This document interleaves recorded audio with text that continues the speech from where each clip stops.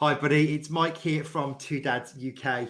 As you know, these episodes have been following a similar thread now, and that's obviously looking at 19 parenting crises. And that's our second series and follow-up to our COVID support sessions, which were all about the fertility industry. And those of you that are sort of eagle eyes to watching the first series and some of the early videos, you would have noticed that that the books aren't for show. So if he wants to test me, he's more than welcome. But I've always had his books here. This is my limited parenting corner. So I'm absolutely chuffed to. I've been following this guy for what feels like forever, and his books have helped me through Toddler, and I'm loving his work. He's my Twitter hero. Absolutely love his Twitter profile. It's Matt Coyne, author and Twitter god. How are you? I'm not. That's not a bad intro. I'm not bad, mate. You all right? Yeah, I'm good. I'm not too bad. How are things up there? Yeah, well, Armageddon aside, all absolutely champion. Yeah, I've been watching some of the other sessions, and I did notice the books. Did you? Yeah, I did. You know, because when you write books, you constantly, especially at the minute, you know, when you're watching the news and stuff, you're always looking at the bookshelf behind and see if you can see your book. And obviously, that's unlikely to happen. You know, when you're watching Newsnight, so like Mussolini and things like that. So it's very, very exciting to see it on a bookshelf behind. It's only happened on one other time, and that was on my local news programme. It was a woman talking about how you shouldn't feed bread to ducks. So still quite exciting to see it on a shelf behind somebody. It's there. They both were there, and I've moved Man versus Toddler, obviously. Yeah, they both, and I genuinely bought both books at the perfect time for needing them. And they were purposely in that way. And no, actually, I think you kindly sent me Dummy, and That's then right. I went out and bought Man versus Toddler. And Man versus Toddler. No, you didn't. That's really awkward. Don't worry, it's fine. It's fine. So for anyone that's not familiar with you, your books, your Twitter account, just fill us in. Okay, my name's Matt Coyne. I'm from up in Barnsley, between Barnsley and Sheffield in Yorkshire, where I live with my other half Lindsay and my little boy Charlie. I'm the creator of something called Man vs Baby, which is it's kind of like a blog, social media thing where I talk about my adventures with my little boy Charlie, amongst other things, and I've also written 2 books they're based on Man vs Baby, which is the 2 behind you, Dummy and Man vs Toddler. Still available in all good bookshops. There we go.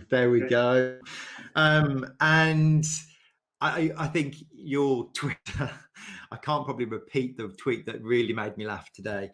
There's very few tweets that I do that are repeatable. It was the one about being invited to a Disney Zoom quiz. By my Auntie Pat. I'm 60 to be invited to Disney Zoom quizzes. I'm not cutting out for Disney Zoom quizzes. Don't get me wrong, I do quite well at them. You know what I mean? I get sort of 18, 19 out of 20 every time, but I just can't cope with someone playing A Brave New World to me through Zoom and be able to guess what it is. It's a Brave New World, I know what it is, but yeah, not every Friday night. I can't. No one. I can't cope with the other one. Yeah. I've got drinking to do. I've got. Oh, don't get me wrong. I don't do these quizzes sober. I'm not an idiot. Yeah. There's all sorts of shitty things going on in the world at the minute. Yeah. You know, we got handed that shitty stick of the pandemic, which is just grim, and then there's the other stuff which is happening, which is equally as horrendous, which we're trying to work through and finally, hopefully, do what's right, you know. And yeah, it is a weird nexus, isn't it? The way that it just makes you wonder whether it's because of COVID that everybody's attention is on screens and things at the minute. And in a way, all these things that would have been maybe under the carpet and find themselves on page 6 or page 7 because everybody's out and about. This celebrity news is still happening, entertainment news, all the things that normally bury the things that are important. Yeah. You know, it's very, very interesting that right now, when everybody's at home and everybody's sat in front of a screen, that these things have come to the fore, and that's got to be a positive thing to come out of this. Without a doubt. I mean, even sort of the banging on pots and pans on Thursday nights and stuff on the NHS. You just sort of have to hope that in the fullness of time, people will still be sort of filling their feeds and stuff with things like that when election time comes around and things like that. I don't want to get political. If you do follow me on Twitter, you know that I sometimes do. But I think that could be a positive. We won't know, you know, until the fullness of time, but hopefully with the things that are going on with Black Lives Matter and with things like the NHS, then maybe social conscience is creeping into things like Instagram and social media a bit. I hope so. Yeah, we just don't know, do we?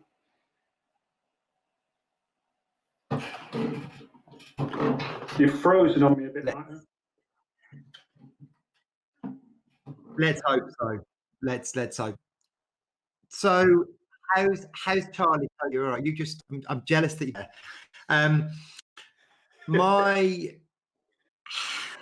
How has lockdown been for Charlie? He's loving it. I think really he's desperate to get back and see his mates and stuff at nursery. Occasionally, when we go for a country walk, like another kid will come past on his bike and say hello to him, which is always a bit weird. It always feels like your kid's got a better social life than you are when they say hello to him. Like, who's that? You know? So I always find that a bit weird. But he's really looking forward to getting back. But other than that, he's kind of got he's got like a permanent playmate really in either me or Lynn's all the time, and that's great. That's great for him. I mean, it's just, I think it's part and parcel of being sort of an only child. I don't know how different it is. There's nothing really I've got to compare it to. He's having 2 or 3. People always say I have 2 opinions about it. It's so much harder, which I imagine it is. Or some people say that because they entertain one another a bit, you get a bit of a breather on occasion. But with Charlie, it's relentless. Like, I mean, and he won't leave you alone for like a millisecond.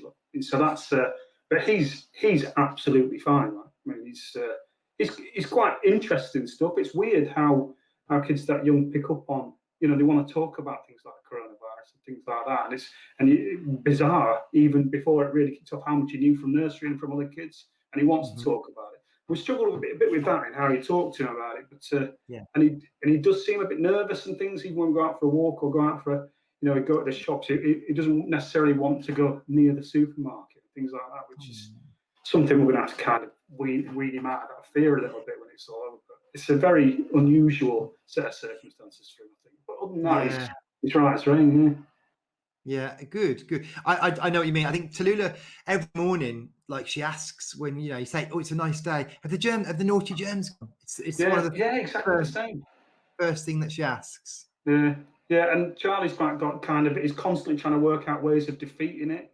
So he's kind of like coming up with all these various science experiments and things like that. He like picked some herbs out of the garden the other day, some like lemongrass and mint and stuff like that. And he put them in a little Paw Patrol sand thing and was grinding them up, trying to come up with a cure. But yeah, so he's. I mean, at least he's taking a scientific approach to it. I'm not convinced it's going to work, but Wicked, bless him. What's been getting you 3 through it then? I mean, I'm not going to say alcohol. Maybe It's help. But to be honest, we have quite a good system because we take it in turns to get up in the morning. And that's such a massive thing. The fact of being able to have I daydream about my line when it's not my turn because I know that it's like in the daytime. So I really, those days are my days. I feel completely different when I've had an extra sort of hour in bed or whatever. So that system is working really well for us. Personally, I'm quite a news addict. So the fact there's a lot going on at the minute, I know there's a hell of a lot of people who are like badly affected by constant news streams or whatever. But I breathe that stuff in, like, so I really kind of get absorbed in news like that. So that's quite good for me. I listen to a lot of podcasts as well. Podcasts are quite good to. You can have like an earpiece in whatever and listen to whatever Charlie's banging on about in the other ear, and I can still be listening to like a crime podcast or whatever, which is quite a weird dissonance, because you're kind of listening to about somebody being dragged out of a pond, and he's playing Lego in the other. So I'm not sure that's what I said about me, but it's but that's been quite good for me. I think things like podcasts and music and and I read a lot and stuff as well. So that's been good for me. But Lions is the number one thing, and of course alcohol. But I didn't want to focus on the alcohol. No, it's fine. We can focus. Well, what are you drinking? At the minute, I'm drinking. I don't know whether that was a general question or I was supposed to reveal that. No. Grab it. It's Friday, to be fair. But it's a local farmer's blonde brew. I'm not really like a craft beer kind of beardy type. I don't normally have a beard. This is just pure laziness for lockdown. So I'm not normally like a crafty beer type, but this is what's left in the fridge now. Nice. I like a Hogarth type blonde beer. That's the kind of beers I like. Yeah, I mean, to be honest, we're at the stage where I'll drink anything. Whatever's if it gets out of hand, I'm willing to tackle the antibacterial hand stuff. I'll just swear that in if we completely run out. Do it. So I've been asking people, and you've touched on it. You've been listening to podcasts. We've had our house. Not being stereotypical, but Lady Gaga's new album has been a massive lockdown anthem in our house. What has been, and I don't expect you to say the same, so it's all good. What has been your lockdown anthem? What music has been blasting in your house? What's Charlie been listening to? I guarantee you, we've got very similar sort of backgrounds, musical backgrounds to our day, because you've been into like Trolls World Tour and things like that. Yeah. We do a lot of Trolls at the minute. Wave your hair and feel united, all that we've got going on. We do a lot of dancing, stuff like that. Andy and the Odd Socks. Andy and the Odd Socks is constantly on in our place. Andy Day's. That's his new band, isn't it? Yeah, he's got a new album out which we've not listened to yet, but we're obsessed with the Dinosaur Football Legend Mega Match. It's one of his best hits from the first album. Rolls off the tongue. It really does. But so we listen to an awful lot of that, but we listen to quite a lot of old sort of rock and roll as well, like Bob Seger and things like that. We dance a lot to. We've got a kind of a weird eclectic mix of music in terms of like the playlist for Charlie on our Alexa. It has everything from like Public Enemy on it down to The Jam and things like that. So he's got really good musical taste. It pretty much dance to anything. Really. So yeah, we listen to at the moment. We listen to a lot of Bat Out of Hell. That's his go-to album. Really? Yeah, he listens to Bat Out of Hell just on repeat constantly. Like, he loves that, which has been a bit of a devastating to find out that Meatloaf has come out as a bit right wing, not badly right wing, but kind of on that side, and to discover that halfway through you're enjoying Paradise by the Dashboard Light, it's quite upsetting. Oh my word! Has any of let's look at lockdown. But has any of what's been going on from lockdown point of view made you look at anything that you and Linz do differently from a parenting point of view? From what point of view? Sorry, you just broke up on from a lockdown point of view. So has it made you look at anything that you do differently, or would you do anything differently if, God forbid, this happens again? God bloody hope not. Yeah, I mean, we kind of. I'm quite a patient person ordinarily. I'm pretty good in terms of. It takes a lot. Anybody who knows me will tell you I'm fair. I'm like so laid back. I'm horizontal most of the time, but it's surprised me how my tether's got shorter and shorter as kind of weeks have gone on, and the things that I'll sort of. You can kind of put up with baking and crafting or whatever because it's like Sunday afternoon and it's all right because you don't have to do it on Monday. But when you have to do it then Monday, Tuesday, Wednesday, Thursday, Friday, I'm not a baker, I'm not a crafter. I can't see the point in like building things that generally look a bit shit when you can just go out and buy them. I'm just not bothered about that sort of stuff. So, but when it comes to sort of doing it every day, man, I'm just, yeah, it's been a revelation to find out that actually I'm nowhere near as patient as maybe I thought I was. The one thing I have absolutely 100% realised is that I could never be a teacher in a million years. I mean, I know a lot of people are saying that at the minute, but Charlie's he's still at nursery. He doesn't go to school yet. He goes in September, but his nursery work is very, very straightforward. He has to learn his alphabet. He has to learn how to count to whatever 30, 40, whatever. But kids, especially he's 4. But kids have kind of like these blind spots for certain things, and it drives you insane. So he'll know all his letters, but he'll struggle with T, with T. And so we'll, you know what I mean, we'll lay out all the alphabet or whatever, like, and I'll say, okay, what's that letter? T. What's that letter? T. What's that letter? T. Okay. What does tractor start with? T. Okay. What does train start with? T. What's that letter? D. So, I mean, I'm screaming internally, like, I mean, it's a man. I just, you know, after like that, and you know, after a day, that's fine. After 2 days, that's fine. After like 4 weeks, forget about it. I mean, if he's not got to by September, I'm going on a rampage. I can't cope with him not knowing to. But other than that, absolutely fine. But that's one thing I've learned about myself, and Lindsay's learned it as well. We could not be teachers. I mean, they deserve every penny and double it. Oh, they really do. I couldn't do it. I absolutely couldn't do it. So he's back to school. So he goes into regular school September. That's right. Yeah. So he's at nursery at the minute. He's in theory he'll go back to nursery. He could go back now, but we're lucky in that we're in a position to sort of keep him at home for a little bit longer and stuff. And he's not, he's not missing out on anything really. So the plan is that he's going to go back in a couple of weeks' time to nursery, so that it's kind of like a lead into school and see his pals and stuff like that.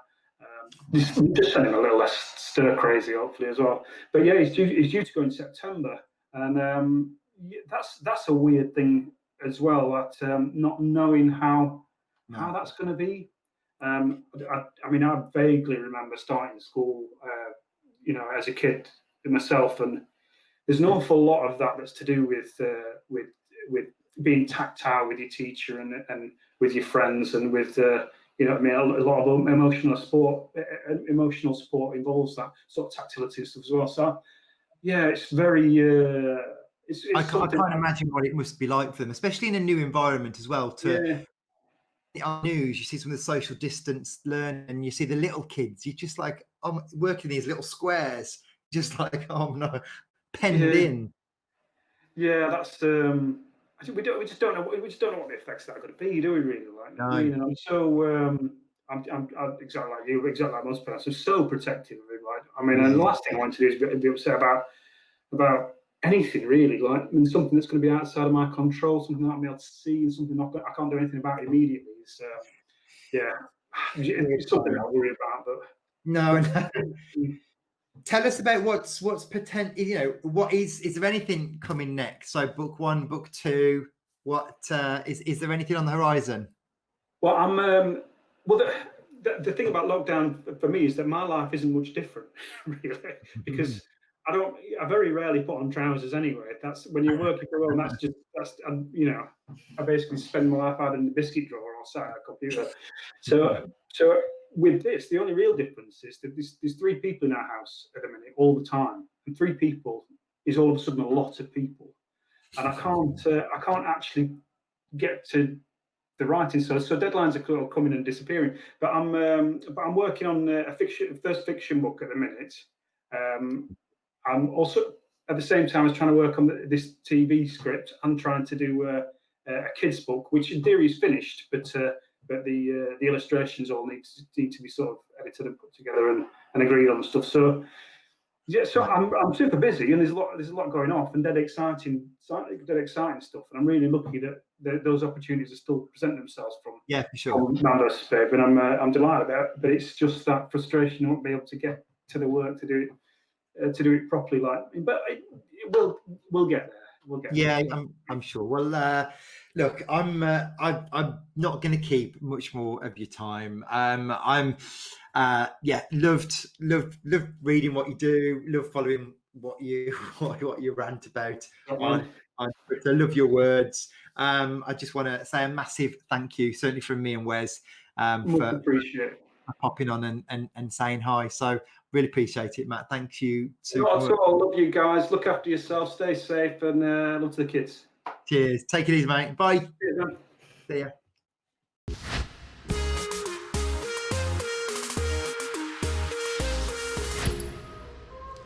If you like what you've seen so far, head over to our website at www.twodaddies.co.uk. There you can read our blog and subscribe to our newsletter. Or find us on Facebook and Instagram, simply searching at twodads.u.k.